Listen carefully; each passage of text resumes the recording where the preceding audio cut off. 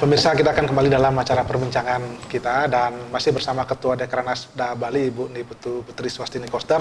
Tadi kita sudah bicara bagaimana apa itu Dekranasda dan perannya seperti apa, dan dalam pelaksanaannya ternyata memang ada beberapa persoalan-persoalan yang ditemukan yang sudah diselesaikan, terutama mungkin menyangkut tentang hak cipta dan juga tentang promosi tadi. Ini Bu, saya tanya soal hak cipta. Kita kadang-kadang sering sekali di perajin kita seolah-olah mengabaikan banyak hasil karya-karya orang-orang Bali yang begitu dijual ramai di pasaran kemudian ditiru oleh orang lain, begitu boom baru sadar oh ternyata itu hasil karya kita. Apa yang dilakukan oleh Dekranasda seperti itu? yang pertama nih kita harus paham karakter dari pengrajin. Itu kan beliau-beliau itu adalah seniman. Seniman. Jadi fokusnya itu pada hasil karya. Jadi ketika akan ribet ngurusin terkait administrasi, karena bagaimanapun juga pengurusan haki ini kan memerlukan beberapa hal yang menyita perhatian. Mereka akhirnya menyerah. Menyerahnya, aduh nggak usah ya saya cariin itu, biar aja diambil ini saya karya-karya saya, toh saya bisa ciptakan sendiri lagi gitu, seperti itu. Semisal nih satu contoh. Pengrajin kita itu sangat kreatif, seniman-seniman yang mumpuni di bidangnya, di bidang sandang misalnya, para penenun, tukang catri, mereka membuat motif-motif songket sendiri.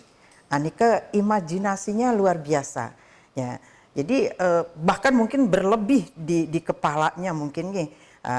Ketika ada yang mengambil, meniru, kebiasaan seniman kita juga adalah sama rata sama rasa. Ketika ada yang meniru, mereka senang, mereka bangga, betul. Karena secara ekonomi sudahnya rugi. Kalau zaman sekarang. Tapi kalau zaman dulu sama rata sama rasa, saya ciptakan, saudara saya seniman yang lain bisa memproduksi, dia dapat rezeki, dia bisa hidup juga, astungkare. Itu membuat mereka bangga. Karena selain kebanggaan mereka karyanya dipakai, dia juga secara tidak langsung membantu kesejahteraan pengrajin yang lain. Itu tipikal dari para pengrajin kita zaman dulu. Tapi sekarang setelah ada mengklaim, baru ngeh kita bahwa setelah diambil, dipakai, lalu diklaim, apalagi kemudian dibuatkan hakinya, ya seniman A diambil oleh yang B, yang A kemudian tidak bisa memproduksi padahal itu hasil ciptanya, hasil karyanya, kan begitu. Nah sekarang caranya dipermudah, mungkin dari dinas perdagangan, dinas yang terkait itu ada Kumham juga di situ.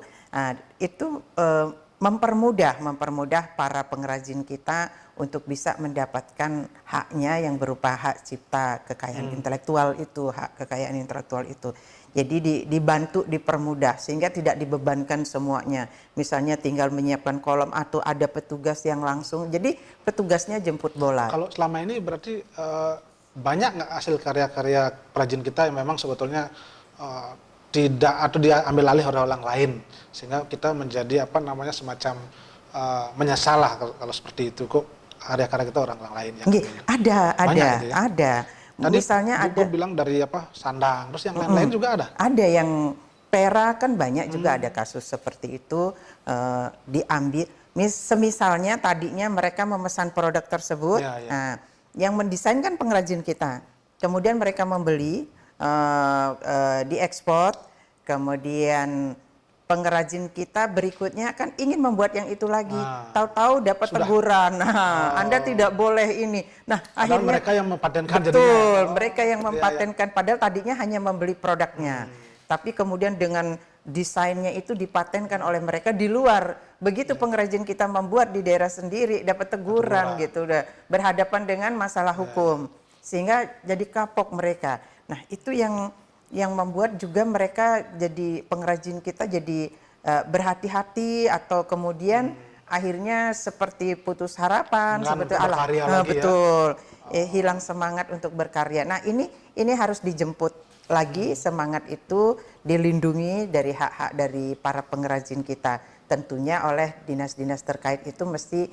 jemput bola. Nah kalau Dekranasda kami menyadari dari segi kepengurusan kami ini bukan profesional gitu. Tetapi wadah ini memang sudah kadung lahir. Jadi Titiang harus mengambil bagian yang penting saja. Ketika ada permasalahan itu, Titiang serahkan kepada instansi terkait, kemudian untuk menindaklanjuti, mempermudah sehingga akhirnya para pengrajin kita merasa terayomi dan terlindungi. Mereka kadang-kadang persoalannya apa? Kendalanya Bu Gob ya? Apakah karena biaya, karena mereka tidak mengerti prosedurnya sehingga mereka abai begitu? Ya, banyak hal. Ada kemudian yang mencoba, tetapi di tengah jalan karena tidak dikawal banyak hambatan.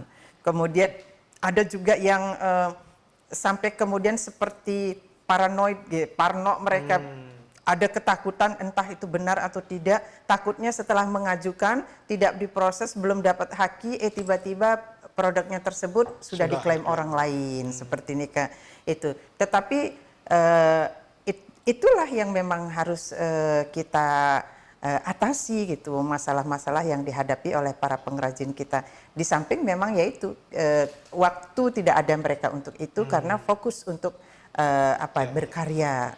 Selain hak cipta tadi Bu Gob mengatakan sebagai kadangkala kendalanya adalah promosi. Mereka juga dengan adanya Dekranasda ini mencoba untuk membantu promosi. Sejauh ini apa yang sudah peran yang sudah dilakukan sehingga mereka betul-betul bisa merasakan manfaatnya keberadaan Dekranasda ini. Nggih. Satu contoh kemarin niki sebelum virus corona ini benar-benar membuat kita harus tinggal di rumah, masih sempat periode Ibu sebagai ketua Dekranasda mengajak 4 UMKM kita untuk ikut ajang pameran di Indocraft.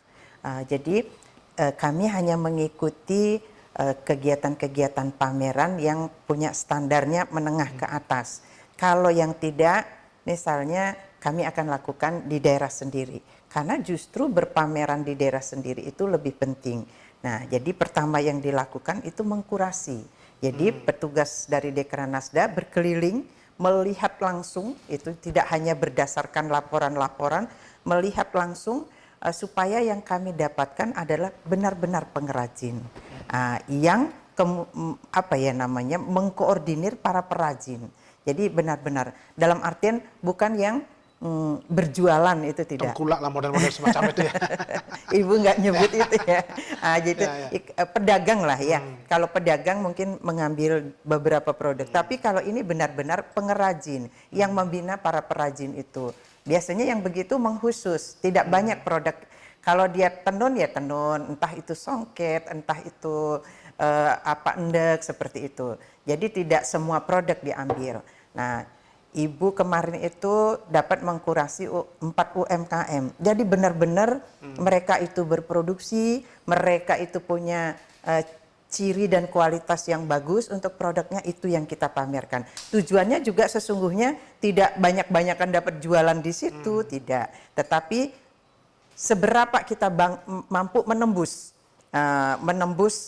pasar itu, mendatangkan kemudian buyer-buyernya. Jadi yang kami inginkan di situ adalah seberapa ketertarikan orang kemudian berjanji untuk kembali lagi, apalagi ketika mereka berjanji berkunjung ke Bali, berkunjung ke pusat industrinya. Artinya seperti mengurangi itu. rantai distribusi juga kan? Betul, betul. Dengan distribusi yang panjang, pengeluaran biaya produksi juga lebih besar kan gitu jadinya. Akhirnya kan yang kesian konsumen. Dari pengrajin saja, dari pengrajin itu sudah naiknya bisa 2 kali lipat kepada yang pedagang pertama, belum kedua, ketiga, dan kalau semakin panjang akan semakin banyak biaya. Iya, betul. Baik, Ibu Gob, kita hentikan dulu sejenak. Dan pemirsa, kami akan kembali nanti setelah pariwara berikut ini.